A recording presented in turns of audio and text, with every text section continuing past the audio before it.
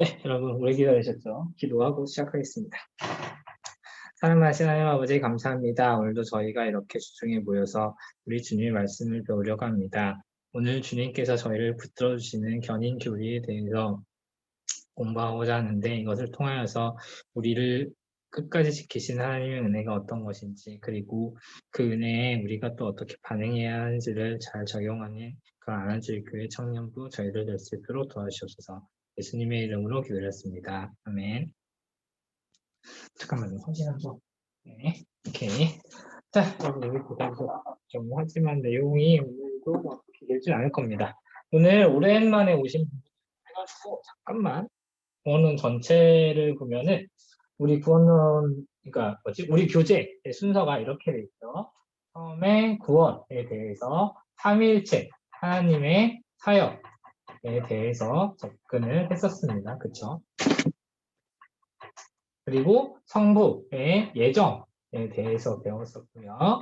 그리고 성자의 성취 혹은 뭐 구속, 구원의 실행 뭐 이런 거에 대해서 배웠죠. 그리고 이렇게 그러니까 성부 하나님께서 계획하시고 성자 예수님께서 성취하신 구원이 우리에게 어떻게 전달이 되는지를 성령님의 구원 사역을 통해서 배우고 있었습니다.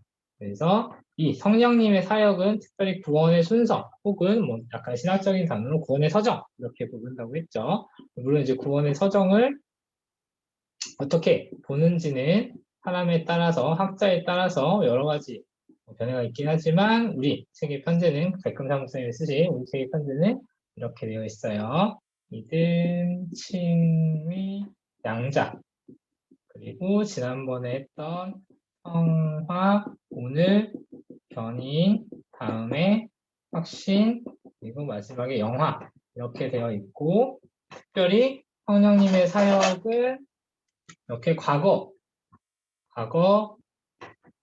구원, 현재의 구원, 그리고 미래의 구원으로 이루어진다고 했습니다. 그래서 우리가 흔히 교회 생활, 신앙생활 하다 보면 너 구원 받았니? 라는 질문을 하는데 사실은 많이 생략돼 있죠. 구원을 받았니? 그리고 구원을 받고 있니? 또 앞으로 구원을 받을 거라고 믿니? 사실 이런 세 가지 질문이 한꺼번에 있어야 되는데 그냥 뭐 한 번에 물어보는 질문이 되겠죠. 그래서 특별히 과거의 구원은 이제 뭐 약간 어디 볼까요? 뭐 있었지? 회심 같은 경우는 약간 예외가 되긴 하지만 전체적으로는 하나님이 온전히 하나님께 주권이 있는 사역이고 사람이 우리가 그러니까 신자들이 인지하기도 전에 이루어진다. 그래서 특히 구원에 있어서 인간의 어떤 이제 행위의 원인이 하나도 없는 것이 바로 이 과거의 구원으로 드러나는 아주 가장 중요한 원리이다. 이런 걸 배웠습니다. 그리고 현재의 구원은 하나님과 성도의 지난 주말에 조카가 왔다 가서 이게 많이 해졌네요. 네. 아무튼 하나님과 성도의 협력이 요구가 되는 하나님과 성도의 각 성도들의 이제 같은 협력이 요구가 되는데 여기서 중요한 건 협력이라는 개념이 빨간색은 완전히 나갔네요. 제일 싫다는 조항에서 자 협력인데 이 협력이라는 게 하나님이 협력이라는 표현을 쓰는데 이건 하나님이 성도를 구원 사역에 참여시켜주도록 허용해 주시는 것이지 이 협력을 통하여서 구원의 어떤 원인이 되지 않는다. 이거는 조금 개념 조심하셔야 돼요. 네, 그렇게 되고 이제 이 영화에 대해서는 미래의 구원은 더 완성이 될 거다. 뭐 이런 건 알아두시고 지금 우리가 하고 있는 부분이 그래서 오늘 요 문제 부분입니다. 지난주에 성화에 대해서 배웠고 구원받은 성도가 예수님을 닮아가는 그런 과정에 대해서 배웠고 오늘은 견인에 대해서 배우겠습니다. 주실게요. 자, 빠르게 복습을 했고 그래서 오늘은 성령님이 우리에게 하시는 사역을 통해서 성도가 어떻게 협력을 해야 되는지 그거를 견인을 통해서 배워보도록 하겠습니다. 자, 일단은 견인이란 단어 자체가 많이 낯서실 거예요. 다른 거는 어느 정도 들어보셨고, 막 중생, 회심, 연한, 약간 양자 이런 거는 왠지 왜 그냥 그럴듯하게 이해가 되잖아요. 근데 견인이란 말은 사실 이게 우리가 일반적으로 쓰는 용어는 아니고 교회 안에서, 특별히 교회 안에서도, 그러니까 신학적인 접근을 할 때만 쓰는 단어라서 견인을 이해하시기 어려울 겁니다. 견인은 일단은 이렇게 쓰거든요. 잠시만요. 견인은 이렇게 쓰는데, 자, 물론 제 글씨가 예상해도기도 하겠지만, 여러분이 이 표현을 봐도 여러분의 이해에 전혀 도움이 되지 않을 것 같아서, 이제 조금 더 풀어드리면, 이게 구들, 견자고요. 이게 참을 인자입니다.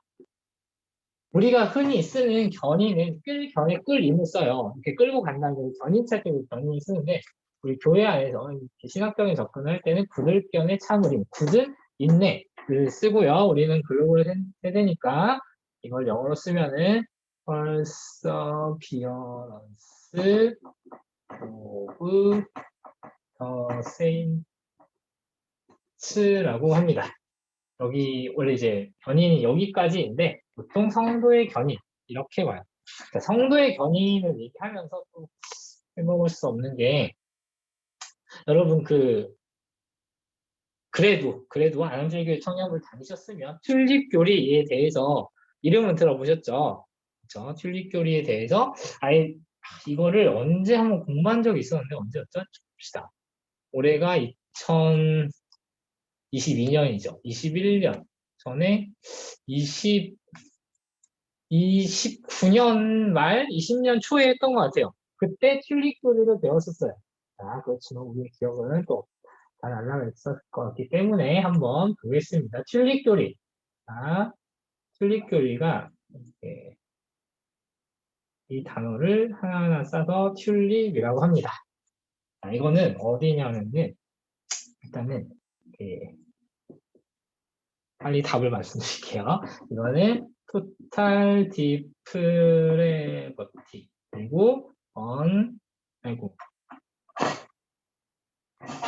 자, 오늘 책 내용은 아닌데 이거는 오늘 아니면은 다룰 기회가 없을 것 같아서 렉션 그리고 여기는 리미티드 어톤먼트 여기가 이레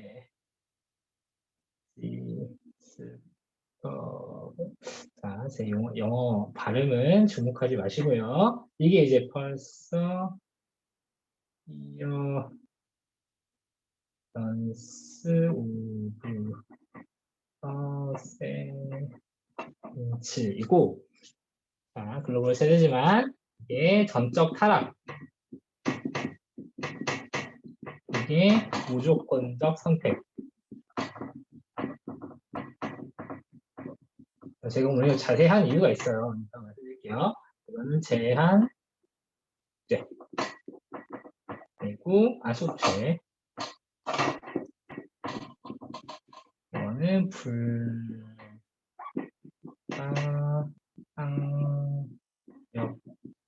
은혜 그리고 마지막에 성도의 견인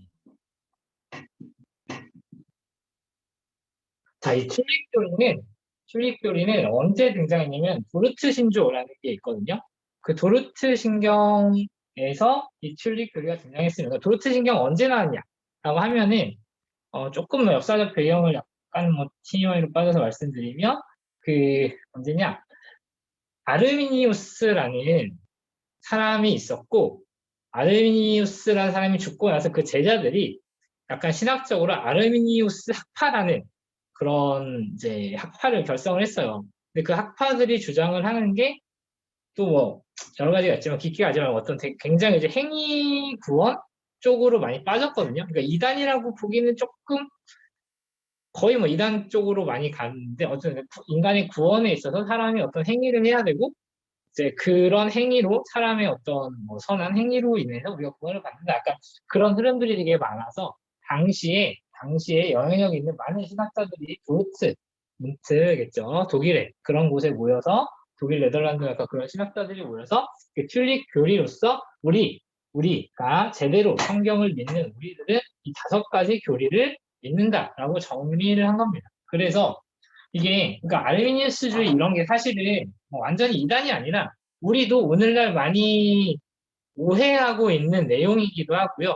실제로 안암제일교회는 아니지만 실제로 한국뿐만이 아니라 뭐 전 세계 많은 교회들이 그런 흐름에 되게 빠지기가 쉬워요. 그러니까 굉장히 상식적이거든요. 그 지성이면 감천이다 라는 인간의 상식에 굉장히 부합하는 교리를 내세우면서 당시에 성경을 좀 다르게 해석하는 그런 흐름들이 있습니다. 그거를 이 5가지 교리로 다 한 번에 봉쇄해 버린 게 우리 믿음의 선배들의 그런 노력이었고, 그런 엄청난 유산들을 우리가 하나도 모른다면 우리 선배님들에 대한 얘기가 아니겠죠. 그래서 그걸 앞글자를 따서 튤립으로 외울 수 있게, 심지어 이렇게 잘 외울 수 있게 해놨고요. 뒤에 이 단어들은 여러분이 좀 어렵겠지만 앞에 이 total, unconditional, limited, irresistible, perseverance, 이거 좀 어렵게 하는데 이 5가지 단어만 영어로 좀 기억하셨으면 좋을 것 같아요. 자, 그리고 제가 아까 이걸 자세히 설명했던 이유가 있다고 했죠. 사실 우리가 이 개념들을 어느 정도는 다 배웠습니다. 어쨌든 이런 것들을 통해서 우리가 우리의 믿음이 정리가 되고 신앙이 정리가 되고 오늘 우리 하고 있는 조직 신학까지도 연결이 되는 거기 때문에, 자, 전적 타락 어디서 배웠죠? 자, 우리가 인간론 가보면은 인간의 타락이 총 5과에 걸쳐서 나오는데 그때 다 했습니다. 기억이 안 나시면 가서 돌아보세요. 복습을 꼭 하세요. 자, unconditional, 그때 이렇게 얘기했죠. 전적 타락이 그때 토탈의 개념을 얘기했던 것 같아요. 토탈이 인간이 완전히 다 타락해서 더 이상 타락할 수 없을 정도로 밑바닥을 보이고 있다가 아니라 인간의 악함은 밑바닥이 없습니다. 인간의 모든 영역에 있어서, 특별히 지정의에 있어서, 지성, 감정, 의지, 인격의 전 영역에 있어서 타락을 했다. 전적으로 오염을 입었다. 이제 이런 의미의 토탈이었고요. unconditional election은 무조건적 선택. 이거는 여기서 unconditional, 그러니까 무조건이라는 게 우리가 무조건 해. 약간 이렇게 무조건 아무나 이렇게 하는 게 아니라 우리에게 조건을 요구하지 않으시고 오로지 예수님, 즉 하나님이 오로지 전적인 은혜를 우리에게 베풀어 주셨다. 이런 개념 많이 배웠죠. 우리 인간의 행위가 아니라 하나님의 전적인 주권으로 구원이 이루어졌다고 많이 배웠어요. 그리고 리미티드 언터는 제한 속죄. 속죄의 제한이 있다가 아니라 속죄의 범위의 제한이 있다는 거죠. 이거를 우리가 예정론 할 때 유기의 개념으로 배웠었습니다. 제가 뒤에 약간 심화학습으로 뒤에 가져온 개념이 있었죠. 유기가 뭔지 이 단어가 낯서시면 구원문 2과 영상을 꼭 보셔야 됩니다. 끄트머리 나와요. 유기의 개념을 배웠어요. 자, irresistible grace. 이게 불가항력적 은혜라는 건 약간 좀 오해가 이것도 있을 수 있는 단어이기는 한데, 그러니까 불가항력이라는 게 어떤 인간이 막, 물론 이제 이렇게 이해하면 좋아요. 하나님 막 은혜를 부어 주시려고 하는데 인간이 은혜 받기 싫다고 해도 하나님이 준다고 해서 은혜를 준다. 뭐 이렇게 뭐 이해를 하셔도 어느 정도는 맞을 것 같긴 한데요. 이거는 어떻게 이해를 하시면 되냐면 하나님이 은혜를 주시기로 결정하셨으면 이건 무조건 효력이 있다. 그러니까 효과가 있다. 그러니까 효율적인 거랑 효과적인 건 다르죠. 하나님이 은혜를 주시기로 결심하시고 하나님이 그 계획을 세우시고 그걸 실행하시면 그것은 반드시 성취된다. 즉 효력이 있다. 어디서 배웠죠? 우리가 구원론 1, 2, 3, 4장이었을 것 같아요. 소명할 때 배웠습니다. 소명할 때 어떤 개념을 배웠죠? 효력. 참 파란 녹색 펜 잘 나왔나? 아니, 볼게요. 그래요. 자, 소명할 때 효력 있는 뭐라고 배웠죠?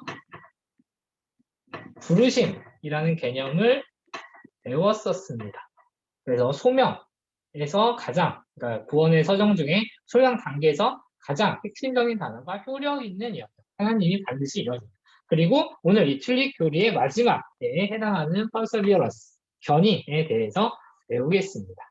자, 이거는 뭐 지울게요. 자, 나중에 튤립 교리를 자세히 보고 싶으시면 우리 교회 청년부실에 있어요. 이거 보세요. 개혁주의 핵심이라는 책이 보이시나요? 여기 보시죠. 다 보이시죠? 여기 보이시죠? 여기 보시면 여기 이렇게 5장이 여기 다 우리 교리 이렇게 보이잖아요. 여기 다 있어요. 그래서 꼭 보세요. 그때 우리 19년에 튤립 교리 할 때도 이 책 보고 아마 그때 영준이랑 한나가 교재를 만들었었는데 보시고 지우겠습니다. 자, 그리고 오늘은 오늘 본론으로 들어갈게요. 튤립 교리는 한줄교회 청년부를 3년 이상 다녔다 하면은 꼭 알고 계셔야 하는 교리입니다.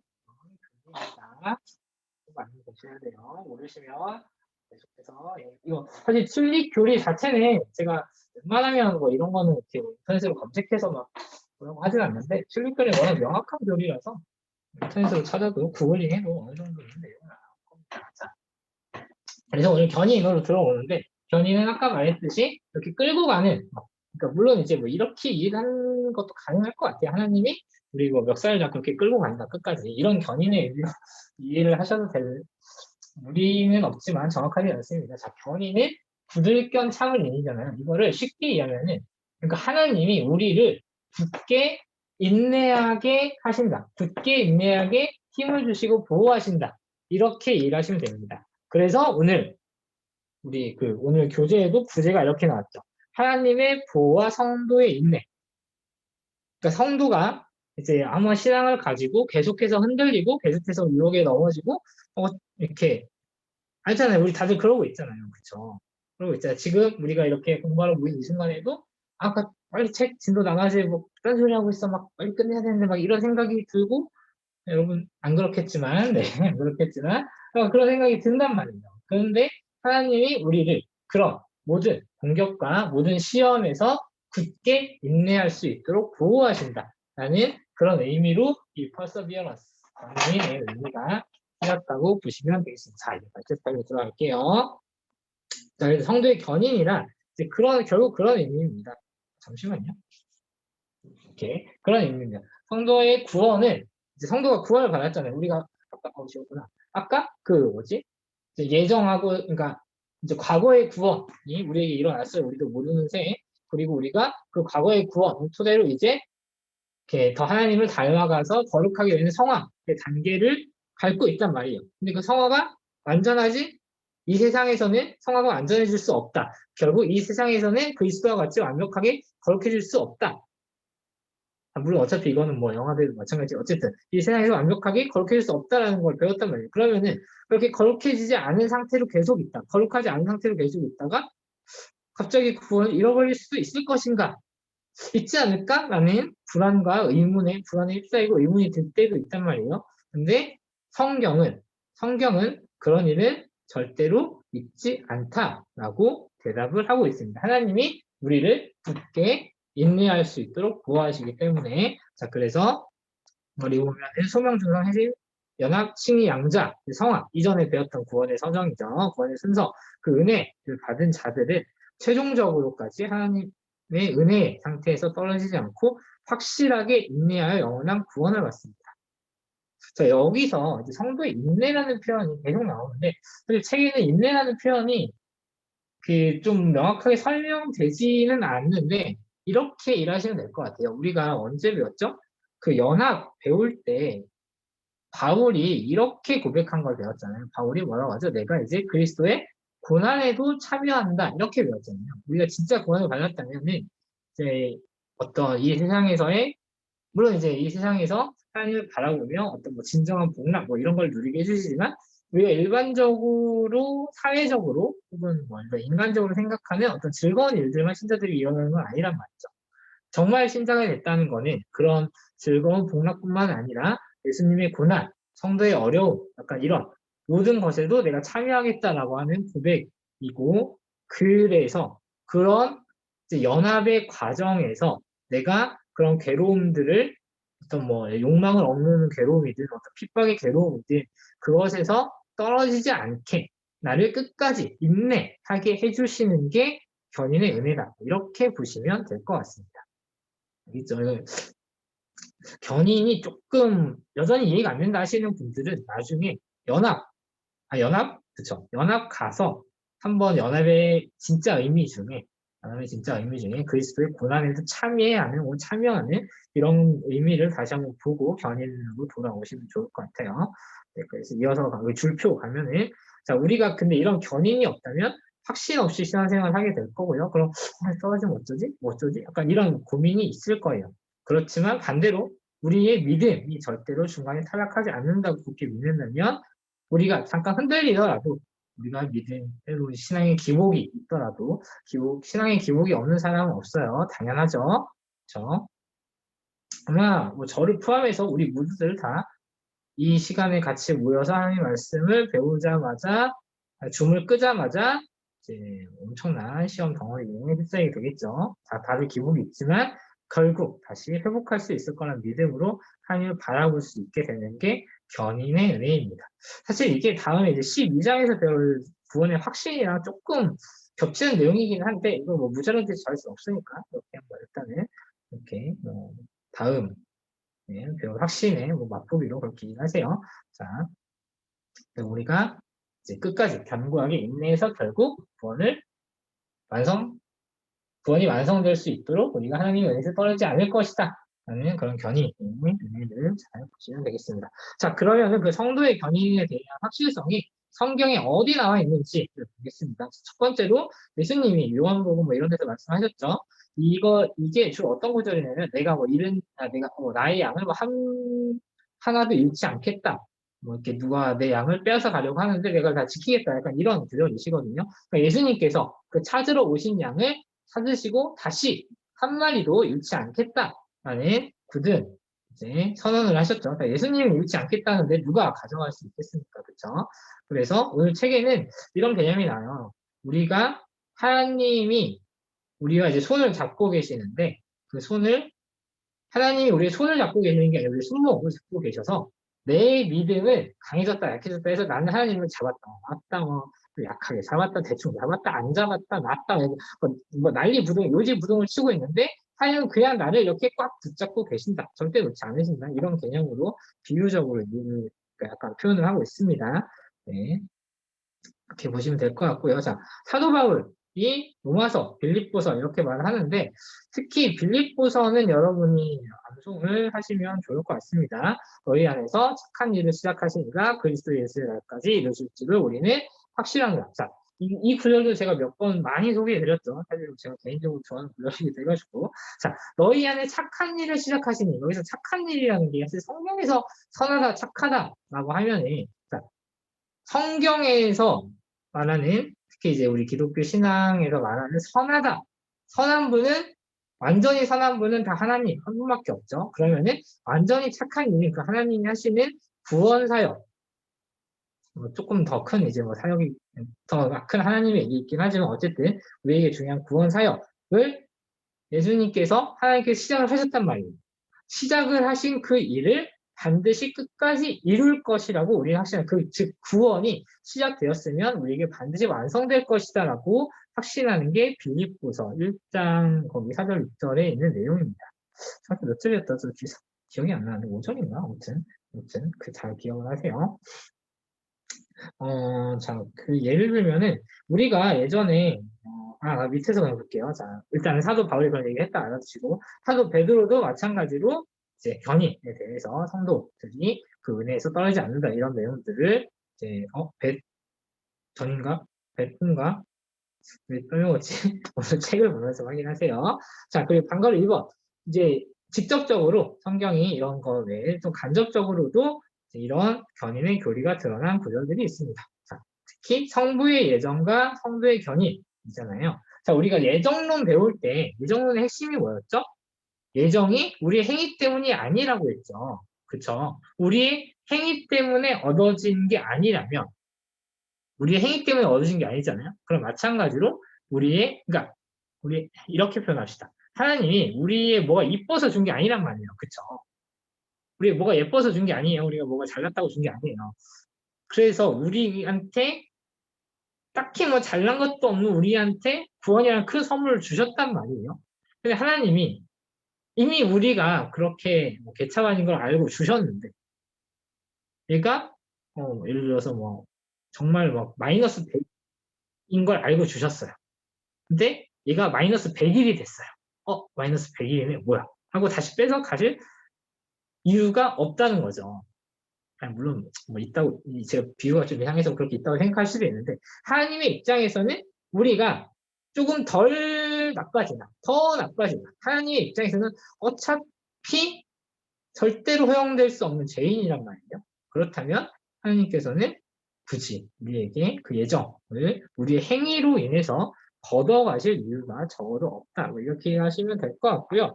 이거는 약간 오늘 책에 나온 걸 해설하느라 지금 약간 조금 다른 말로 했는데 좀 약간 설득력이 좀 없는 것 같고 제가 아까 말씀드리려고 했던 게 뭐냐면 자 우리가 작년이었죠. 벌써 작년 이맘때쯤 작년 이맘때쯤에 실론 배울 때 하나님의 완전성을 배웠죠. 하나님은 우리 인간과 다르기 때문에 절대로 실패한 일이 없으시고 계획한 걸 무조건 이루시고 우리의 계획은 깨지기 일쑤지만 자 하나님은 자기가 원하시는 모든 걸 성취하실 수 있는 분이죠. 왜? 신인이시니까. 창조주이시니까. 자, 그렇다면 구원에서도 마찬가지예요. 하나님이 어떤 일을 결심하시면 반드시 이루시겠죠. 그걸 놓치지 않으시겠죠. 그럼 구원에 있어서도 그거를 굳이 놓치지 않으겠죠. 구원을 시작하셨는데 자, 하나님이 구원을 시작하셨는데 우리의 죄로 인해서 하나님의 구원이 방해받아요. 그럼 뭐야? 우리의 죄가 하나님의 계획을 이기는 거예요? 말도 안 되는 일이죠. 엄청난 논리적 모순이 생기죠. 그래서 하나님이 구원을 시작하셨으면 하나님이 결심하신 그 구원의 사역, 구원뿐만 아니라 모든 게 마찬가지지만 하나님의 구원에 그러니까 하나님을 방해하고 하나님의 사역을 저지할 수 있는 게 아무것도 없다면 그게 구원에서도 당연히 적용이 되겠죠. 하나님의 구원도 당연히 시작이 되었으면 우리의 죄가 아무리 중한들 그 하나님의 사역을 방해할 수는 없습니다. 물론 이제 그 대가는 다 치러졌기 때문이지만 어쨌든 그렇게 하세요. 자 그리고 2번 그리스도의 공로와 중보 기도의 효력과 성도의 견인 뭐 여러 가지가 나왔는데 마찬가지예요. 그 성부 하나님 것이 그렇게 이제 모든 걸 이루시는 것과 마찬가지로 그리스도께서 삼위일체 성자 그리스도 예수와 성령 하나님께서도 우리에게 구원 사역을 계속 그러니까 구원의 사역을 하셨고 또 우리에게 그걸 적용해 주시고 계시기 때문에 절대로 끊어지거나 실패하지 않는다. 이런 게 견인, 근거가 될 수 있겠고요. 3, 4번 비슷합니다. 성령의 멜로디와 성도의 견인, 그리고 은혜의 언약과 성도의 견인. 자, 우리 은혜 언약 어디서 배웠죠? 인간론에서 배웠죠. 은혜 언약에 대해서 배웠죠. 하나님이 말 그대로 언약을 주신 거잖아요. 일방적으로. 그리고 하나님이 선언을 하시고 약속을 해 주셨어요. 그렇다면 하나님이 약속하신 거는 하나님은 마찬가지로 취소하지 않으시는 분이죠. 자기의 말과 약속을. 그렇게 우리가 견인을 이룰 수 있겠습니다. 자, 이게 이제 우리에게 적용되면 이제 구원이 확실히 되는데 그건 다음 주에 뵐게요. 자, 3번. 그런데 이제 이런 경우가 있어요. 신앙생활을 하다가 타락한 사람들이 어쨌든 우리가 있단 말이에요. 그러면은 우리는 이제 우리가 이런 케이스를 보면서 이런 불안에 휩싸이는 거죠. 나도 나중에 타락하지 않을까?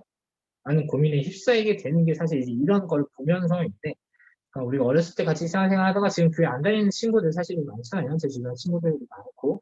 그런 경우는, 그런 경우가 바로 이런 경우라는 거예요. 방가루 1, 2번만 띄엄띄엄 볼게요. 자, 그들은 교회 회원으로 있긴 했지만 거듭나지 않은 참 신앙을 가진, 방가루 1번 볼게요. 참 신앙을 가진 적이 없는 형식상의 명목적인 신자들이었다. 그러니까 교회 회원이었지만 거듭나지 않은 사람들이었다. 결국 그렇게 이해를 해야 합니다. 물론 이제 우리가 그건 있어요. 우리가 예전에 그 전도에 대해서 한번 말씀드렸듯이 우리가 예전만 할 때였군요. 우리가 어떤 사람을 보면서 우리 하나님이 아니잖아요. 그래서 쉽게 이 사람은 구원받은 사람이야, 구원받지 않은 사람이야 이렇게 우리가 판단할 수는 없어요. 심지어 교회 안에 있다고 하더라도 당신은 하나님의 구원을 받은 사람입니다라고 사실 우리는 쉽게 얘기할 수는 없어요. 교회 안에도 이렇게 불신자가 있을 수 있기 때문에 그렇지만 이건 이제 우리가 그렇게 쉽게 판단해서 안 된다는 차원이고 어쨌든 교회를 다니다가 그렇게 다시 타락하고 세상으로 돌아가고 이런 모습들은 그 사람들이 진짜 참 구원받은 신자들이 아니었기 때문이다. 이렇게 보시면 되겠습니다. 성경에 이게 씨 뿌리는 비유, 씨 뿌리는 자의 비유 이렇게 표현하기도 하는데 여기에서 많이 드러나죠. 자, 씨 뿌리는 자의 비유에서 이 비유의 마지막은 맨 끝에요. 이 씨 뿌리는 비유의 마지막에 뭐라고 나오죠? 귀 있는 자는 들을지어다. 이 표현을 제가 많이 소개해드렸죠. 반대로 말하는 거예요. 귀 없는 자는 듣지 마라 이거거든요. 그러니까 성령이 주시는 성령님에 의해서 하나님의 말씀을 들을 귀가 없는 자는 듣지 마라 이거거든요. 즉, 이 씨 뿌리는 자의 비유는 들을 귀가 있는 그 밭이 정해져 있다라는 사실은 좀 매우 좀 어쨌든 우리에게 두려움을 주는 그러면서도 감사함을 주는 그런 비유이기도 하고, 거기서 좋은 밭 전에 뭐 길가, 뭐 가시덤불, 뭐 또 어디 나왔죠? 뭐 돌밭 이런 데가 나잖아요. 그런 데가 약간 믿음이 피어나는 척 하다가, 뭐 길가 같은 경우는 아예 뭐 없긴, 아예 뭐 새 쪼아먹기긴 하지만, 피어나는 척 하다가 어떤 뭐 시험이 오거나 어떤 어려움이 있을 때 그냥 바로 그 열매가 죽어버리죠. 피어나는 척 하다가. 그런 오직 열매를 맺는 밭은 좋은 밭밖에 없는 거예요. 자, 그 씨 뿌리는 비유는 우리가 돌밭에서 좋은 밭이 제자가 아니라 귀 있는 자는 들을지어다잖아요. 그러니까 귀 있는 자, 좋은 밭은 정해져 있다. 돌밭과 가시밭과 길가와 좋은 밭이 이미 정해져 있다라는 거거든요. 그래서 좋은 밭은 끝까지 열매를 맺는다는 게 견인교리이고요. 자, 견인교리는 돌밭에서 혹은 가시밭에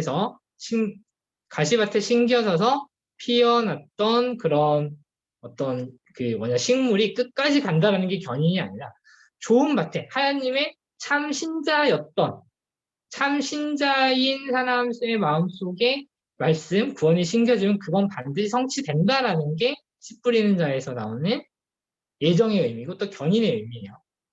앞에 돌밭과 가시밭은 예정론에 의해서 에게는 견인 교리 자체가 적용될 여지가 없는 거죠.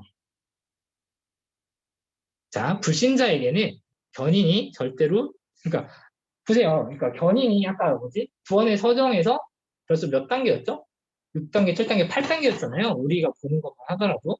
그럼 8단계까지 오기도 전에 1단계에서 잘린 사람은 8단계가 논의될 여지가 없겠죠.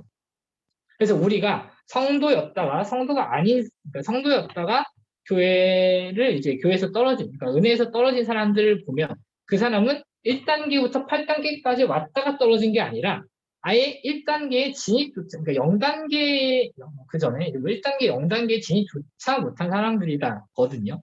그래서 성도에게 적용되는 견인과 불신자들에게 적용되는 유기가 좀 다른 차원의 개념이다. 이렇게 하시면 되겠습니다. 여기 아무것도 없는데 손짓하고 있네요. 아까 이렇게 제가 적었던 거 기억하세요. 자, 그래서 예를 들면은 여기 있죠. 줄표 먼저 봅시다. 자, 모든 사람에게 우선 기본적인 종교성이 있어요. 이걸 칼빈이 뭐라고 했죠? 종교의 씨앗이라고 했죠. 자, 그 종교의 씨앗을 가지고 있고 그 종교의 씨앗으로 인해서 일반 은혜로서 가지고 있는 종교의 씨앗으로 인해서 종교성만 가지고도 신앙생활을 어울려서 얼마든지 할 수 있습니다. 가룟 유다가 그랬죠. 가룟 유다 12제자, 심지어 12제자로 다녔어요. 물론 예수님이 그 가룟 유다가 구원받지 못하는 성도라, 그러니까 그런 불신자는 걸 아셨습니다. 그럼에도 이제 구약에 이루어진 말씀의 성취를 위해서 그를 제자로 세우셨는데, 어쨌든 유다가 대표적인 경우고, 사도 요한도 요한 1서에서 이렇게 말을 하고요. 나갈게요. 자, 그리고 진정으로 거듭나지 않은 사람도 성령의 역사를 체험하며 여러 가지 핵심의 외적인 증거를 가질 수 있다. 이런 것도 있습니다. 예를 들면은 뭐 이렇게 이거는 어떻게 표현할까요? 예를 들면 모세가 바로 앞에서 어떤 기적들을 일으킬 때 이집트의 당시 애굽의 술사들도 뭐 이것저것 이제 신기한 걸 많이 했죠. 그런 걸 뭐 기억하시면 되겠습니다. 그렇다고 그들이 이스라엘 백성처럼 구원을 받았냐? 아니겠죠. 자, 그런 것들이 있고요. 자, 만일 그들이 진정으로 거듭난 성도라면 언젠가는 죽기 전에 회개하고 다시 돌아올 거예요. 그래서 우리가 전도를 더 열심히 해야 된다. 이 개념을 배웠죠. 예루살님의 12제자 가운데 하나였던 베드로도 심지어 예수님을 부인하기까지 했어요. 그런데도 들어왔잖아요. 왜? 진정한 좋은 밭이었기 때문에 견인의 교리가 적용된 거죠. 자, 그리고 신자들도 외적인 사탄과 세상의 시험과 내적인 죄의 세력에 의해 믿음이 약해질 수도 있고 신앙이 기복일 수도 있고 일시적으로 타락했다가 다시 돌이킬 수 있다. 라는 이제 이런 것들을 보시면 되겠습니다. 자, 그러면 이제 우리가 또 이제 이런 마음이 들 거예요. 그러면은 신앙생활 열심히 하다가 타락한 사람들은 뭔가 그러니까 인간적인 시각에서 봤을 때 결국 약간 이제 뭐 내가 그렇게 되지 않을까라는 불안감뿐만 아니라 저 사람들은 왜 떨어졌지? 약간 이런 의문이 들 거잖아요. 그렇죠? 이렇게 신앙생활 열심히 하던 사람이었는데 은혜에서 떨어졌어. 저 사람은 근데 왜 불신자일까? 이런 의문이 들 텐데 이 의문에 대한 답은 뭘까요? 이정문에서 배웠어요.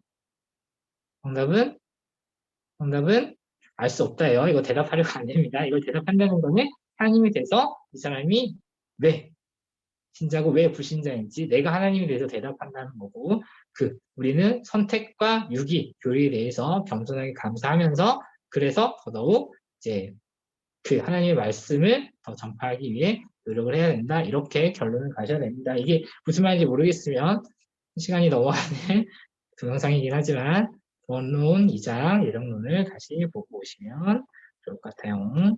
네, 오늘 발제가 견인이 조금 이게 어려운 단어 자체가 어려서 좀 길어졌고, 다시, 지난주에 짧게 했잖아요. 지난주에 30분 만에 끝냈죠.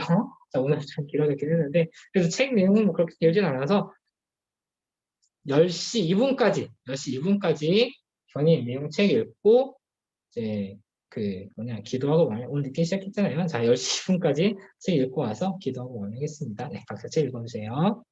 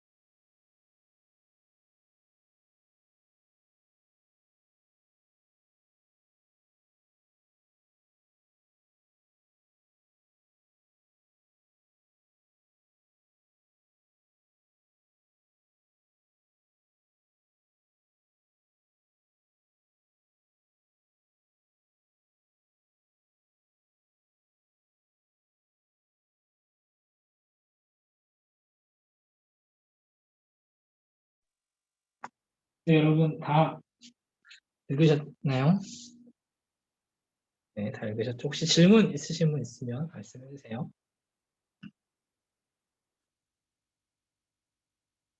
네, 없으시면 제가 기도하고 마치겠습니다. 하나님 아버지 감사합니다. 오늘도 우리 주 안에서 우리가 은혜의 말씀들을 배웠습니다. 우리가 이렇게 뭐 늦은 시간까지 우리 주님을 더욱더 알기 원하고 또 우리 주님의 은혜를 더욱더 배우기 원하는 마음으로 이 자리에 모였습니다. 하나님 이런 저희에게 우리 주님을 알아가고 닮아갈 수 있는 은혜 내려주시옵시고 또 우리를 굳건히 붙드시는 하나님의 은혜가 결코 우리를 놓지 않으시며 우리가 그 은혜 안에서 늘 성장하며 또 늘 우리 주님을 더 사랑하는 그런 저희가 될 수 있도록 도와주시옵소서. 예수님의 이름으로 기도드렸습니다. 아멘. 여러분 수고하셨습니다.